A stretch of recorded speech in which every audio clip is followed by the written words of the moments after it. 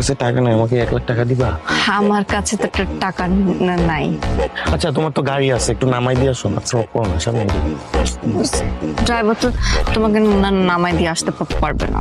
আমার কাছে 10 টাকাও নাই। 1 লাখ টাকা চেয়েছিল। দিয়েছেন? দেননি? তারপর রেগে মেগে একদম চলে গেছে। ময়না আরিয়া বেবস, তুমি এখানে? মারিয়া বেবস ওনাকে বেবি বলে ডাকছো কেন? আপনিও যা উনিও তা। আপনি সাইডে যান, শো দেখেন বসে বসে। এই করে এই গেস শো। এই চুপ! মেরে দেন, মেরে দেন, মেরে দেন, মেরে দেন।